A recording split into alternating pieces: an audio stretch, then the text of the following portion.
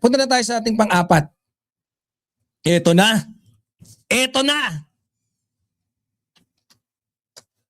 Nagkakabulgaran na. No? Sino yung mga bago na? Si Boss Tatu. Shout out.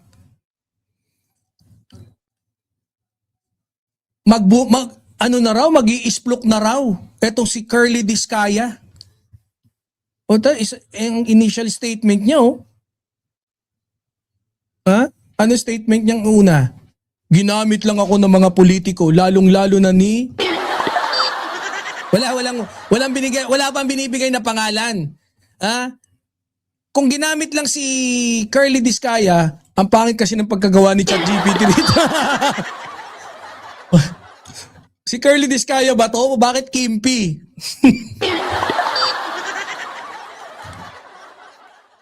Kung ginamit lang, bakit ngayon lang lumabas ang buong kwento?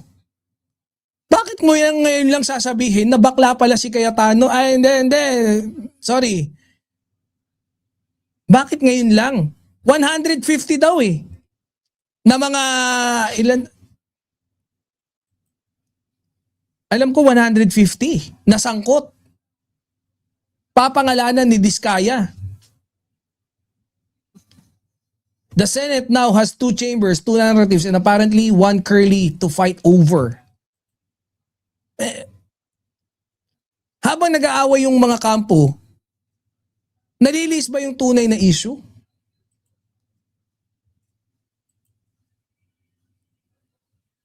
Diba? The issue here is not just about the conflict between different political camps. Ang mas malaking issue is Curly Discaya's own statement that he was allegedly used by politicians. Habang lumalalim ang tesyon sa Senado, gamit na gamit daw siya, laspag. Wow! Parang hindi nangungurakot. Ma'am Ninita watching from HK. Shout out, Ma'am Ninita. Oh.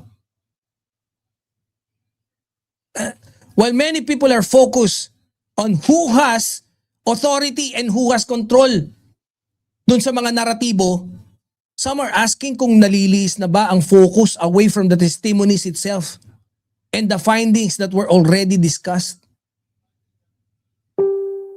Why politics sometimes becomes the center of discussion instead na yung mga sustansya ng kaso. Sustansya dun sa mga mismong kaso.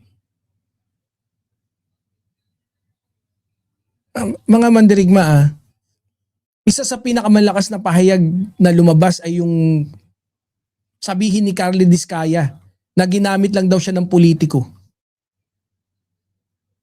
Pero magsasabi daw siya ng 150 na ano eh.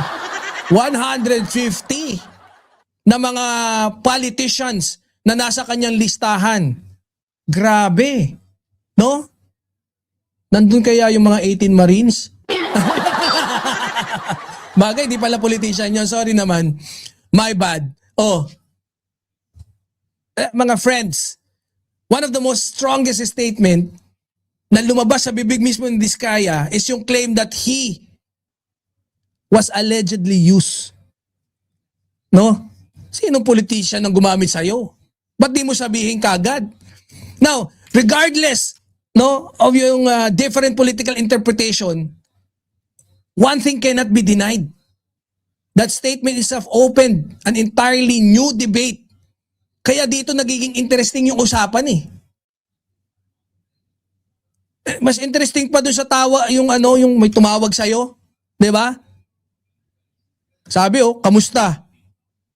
Nakita mo yung number, puti pangalan ng ex mo. 10 taon nang hindi nagpaparamdam, ex mo. Na sexy. Tapos matagal na niyang alam na may asawa ka. Payag eh.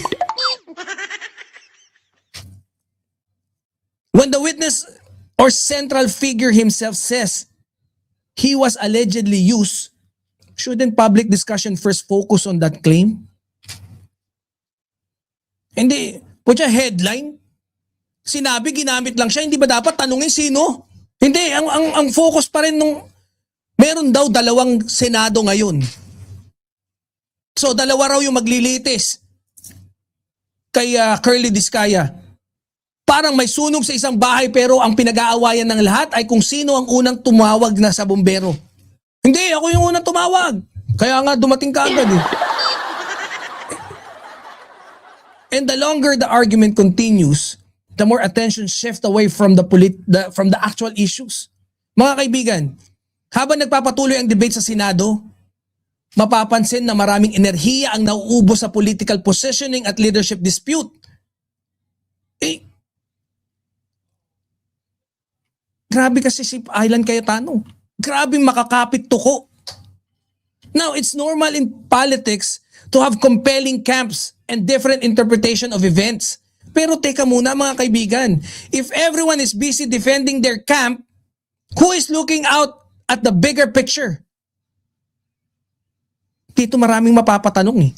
Nalilis na ba yung usapan mula sa ebidensya, testimonya, at findings papunta sa political narratives?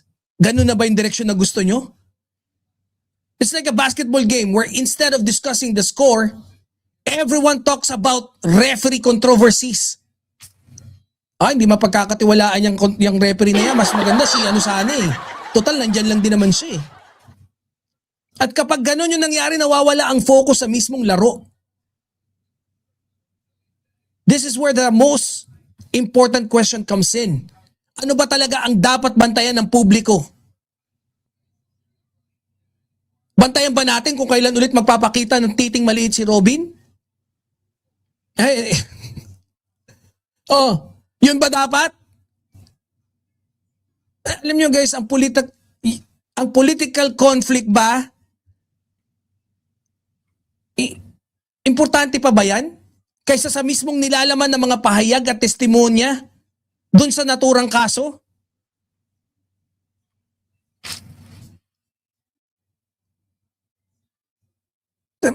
When control of the narrative becomes more important than information itself, it can become harder for the public to see the full picture.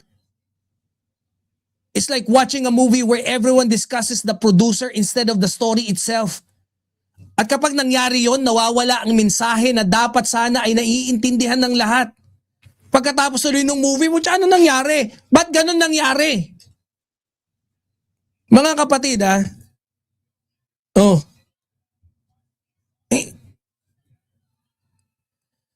the way we see this topic might be, we might be having different views, no?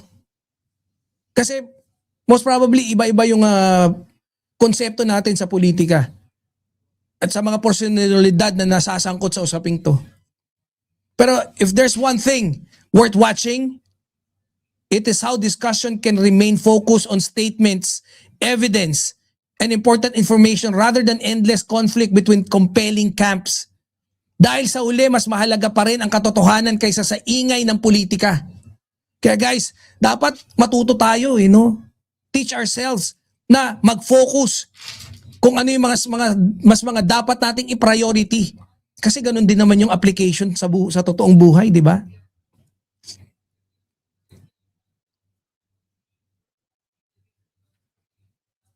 Grabe. Grabe talaga, no? Pero all of this, for me, etong lahat ng to, ay dahil kay Cayetano. Dahil sa kapal ng mukha ni Cayetano. Kapit tuko. Pero hanggang yan, pati yan pinag-aawayan patuloy.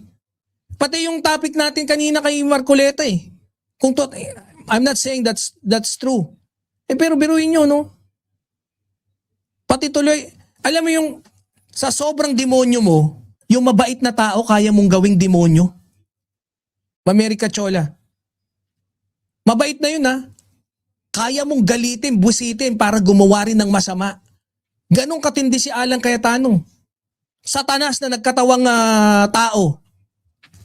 Tapos nagsenador. Ngayon, padila-dila habang nagpi-press conference ang walang niya. Sana pinakita nyo na rin po, no? Na dapat nilagay nyo na rin ako sa front line, sa front page. Kaya ko yun. Pa-practicing ko. No? Punta na tayo sa ating I think this is our final topic and I can remember I did manage to discuss this few days back. I think it was like 2 days ago. Pero I think it's good to revisit Kasi, no,